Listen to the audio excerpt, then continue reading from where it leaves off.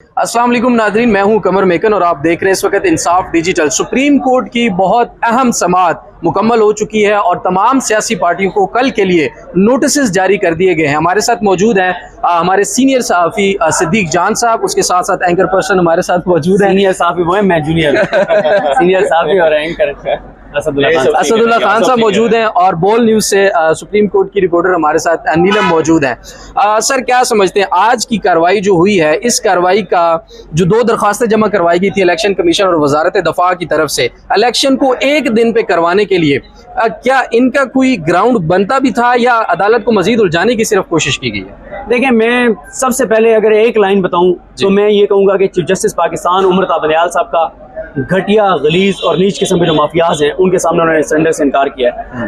क्योंकि उसकी वजह यह है कि कल से हुआ ये था कि कुछ मुलाकातें हुई और उसके बाद से प्रोपेगेंडा शुरू करवा दिया गया बंदियाल साहब के खिलाफ कि वो जी वाइट फ्लैग लहरा दिया है। और मैं ख्याल जो वाइट फ्लैग कह रहे थे ना कि लहरा दिया चीफ जस्टिस ने, वो ये जो पार्किंग के बैक साइड पे कूड़ादान है वहाँ पे पड़ा होगा। जिन्होंने लहरवाया था वो जरा लेते जाए उठा के, जहाँ भी उन्होंने लेके जाने। सही है। मसला ये है कि वो हुकूमत जो कल तक कह रही थी कि इमरान खान से बात नहीं करेंगे, इमरान खान मुजरिम है, इलेक्शन नहीं कराएंगे, अक्टूबर में भी इलेक्शन नहीं कराएंगे, 1 साल के लिए असेंबली को एक्सटेंड करेंगे, आज वो हुकूमत कह रही है कि जनाब हम तो बड़े संजीदा हमने मुज़ाकरात शुरू किए हैं। वो एक मौलवी साहब हैं, वो नहीं मान रहे थे, तो बिलावल भुट्टो जरदारी आज मौलवी साहब को मिलने जा रहे हैं और मौलवी साहब से बात करने जा रहे हैं। और साथ ही उन्होंने कहा कि जनाब मैं नून लीग, अटॉर्नी जनरल ने कहा कि मैं नून लीग की टीम से भी मिला हूँ, मैं पीपल्स पार्टी की टीम से भी मिला हूँ, बड़े संजीदा मुज़ाकरात हो रहे हैं, आप थोड़ा सा टाइम दे दें।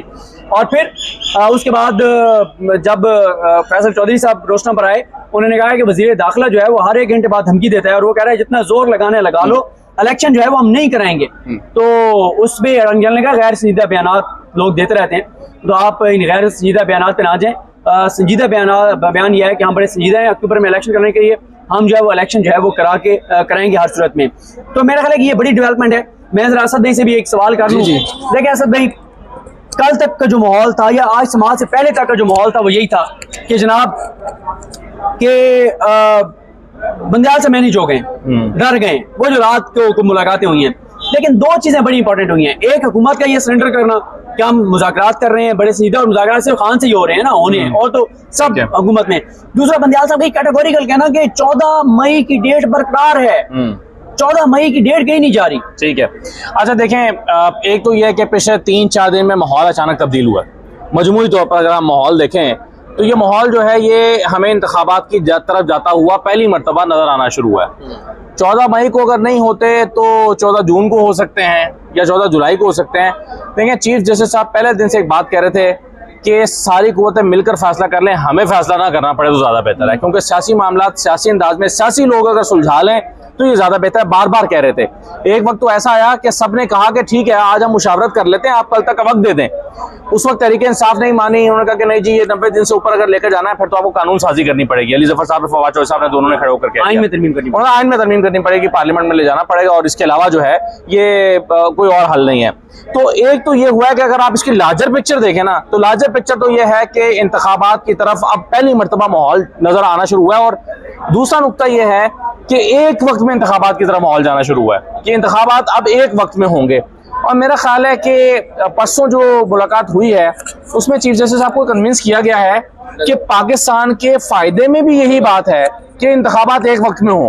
अदरवाइज ये अनारकी, क्योस, अफरा तफरी और बेचैनी का खात्मा नहीं होगा तो हम कब तक इसको आगे लेकर चलते रहेंगे। अगर 2 सूबों में इंतखाबात हो भी जाते हैं, बेचैनी का खात्मा नहीं होगा। मेरा ख्याल है एक तस्वीर का रुख ये भी है जो चीफ साहब ने देखा है। अब देखें, 2 सूरतें हो सकती हैं। एक सूरत ये हो सकती है कि चीफ जस्टिस साहब अपनी अना को उठाकर जरा ऊपर बिठाएं और उस अना की वजह से ये कहें कि जी चूंकि मैंने फैसला दे दिया है तो अब मैंने किसी ना किसी को टांग के जाना है, तो इन अदालत में अगर मैं नहीं टांगूंगा तो मेरा कद नीचा हो जाएगा। दूसरी, उनकी पहले दिन से हमें तरजीह नजर आ रही है इंतखाबात। वो इसीलिए रेस्ट्रेंट का मुजाहरा कर रहे हैं, तो इन्हें अदालत का किसी को नोटिस जारी नहीं कर रहे हैं, क्योंकि अगर वो कर दिया जिस दिन, इंतखाबात फिर चले जाएंगे पीछे किसी लिस्ट में और तौहीन अदालत का केस आ जाएगा लिस्ट में आगे सबसे। तो मेरा ख्याल है ये उनकी इंटेंशन बड़ी वाज़ेह है कि हम उलझे ना ये तौहीन अदालत और दीगर मामलात में, बल्कि माहौल को, चीज़ों को लेकर जाए इंतखाबात की तरफ। और अगर ये तासुर मिला है कि चीफ जस्टिस साहब जो है उनको शिकस्त हो गई है या उन्होंने किसी के दबाव को कबूल कर लिया है और इस तासुर के नतीजे में मुल्क में अगले 1-1.5 महीने में इंतखाबात हो जाते हैं, तो मेरा ख्याल है ये कुर्बानी है जो चीफ साहब दे रहे हैं।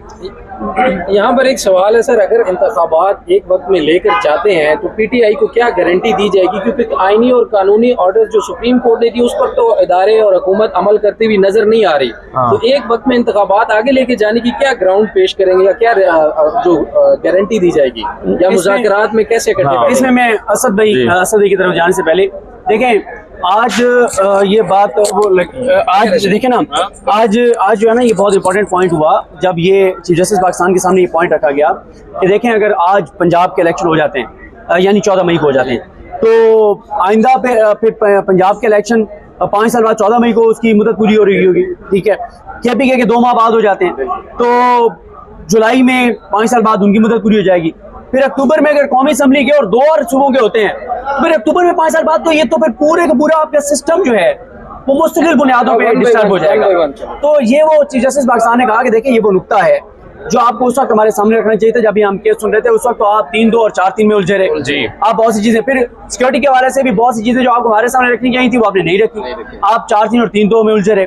तो आज जो है वो अच्छा एक असद भाई देखें, चीफ जस्टिस पाकिस्तान ने ये कैटेगोरिकल कह दिया है कि यहाँ से वापसी नहीं है, हमने वापस नहीं जाना, हमने आगे बढ़ना है। बिल्कुल ठीक है, पीछे हटना है तो फिर किसी और ने हटना है। हाँ सही है, ये बात बिल्कुल ठीक है। देखें और दूसरी बात यह है कि फर्ज कीजिए मुझे भी लगता है 14 मई को इलेक्शन नहीं होंगे वैसे, ठीक है, बावजूद इसके फैसला इन फील्ड है।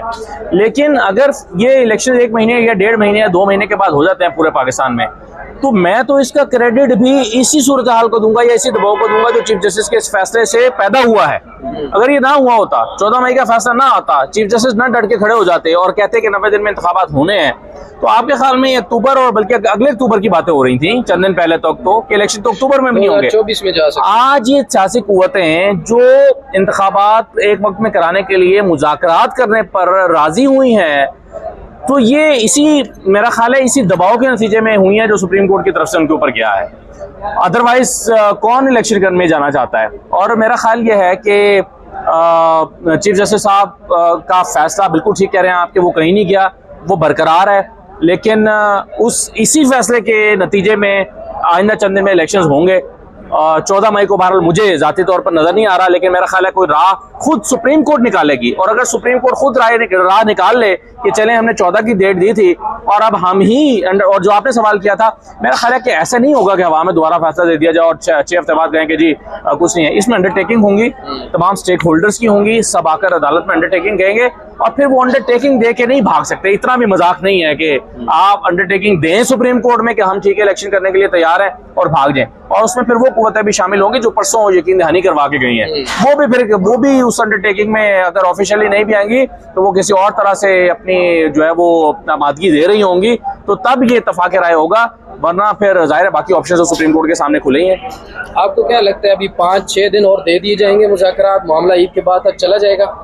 देखिए मैं ये आपका आखिरी सवाल मैं के तौर पे मैं इसका जवाब दे देता हूँ। मेरा ख्याल है कि कल सूरत हाल वाज़ेह हो जाएगी, कल से आगे मामला नहीं जा रहा, क्योंकि उसकी रीज़न ये है कि सुप्रीम कोर्ट ने यहाँ तक कहा है चीफ जस्टिस पाकिस्तान कि अगर जुमे वाले दिन ईद नहीं होती तो शायद हम जुमे को भी बैठ जाएं। उन्होंने ये भी कहा कि 5 दिन की जो छुट्टियाँ हैं, मैं तो इस हक में नहीं था कि 5 दिन छुट्टी होनी चाहिए, लेकिन मेरे दोस्तों ने भाइयों ने कहा कि नहीं जी 5 बनती हैं, ठीक है। तो उन्होंने कहा कि ये नहीं है कि बुध को पहला वर्किंग डे है तो हम बुध को बैठेंगे, नहीं, हम मंडे को बैठे जाएंगे, हम ट्यूसडे को बैठ जाएंगे, क्योंकि टाइम नहीं है। इलेक्शन कंसेंसस के साथ तारीख नहीं है, तो 14 को इलेक्शन होगा और सुप्रीम कोर्ट ने कैटेगोरिकल कह दिया।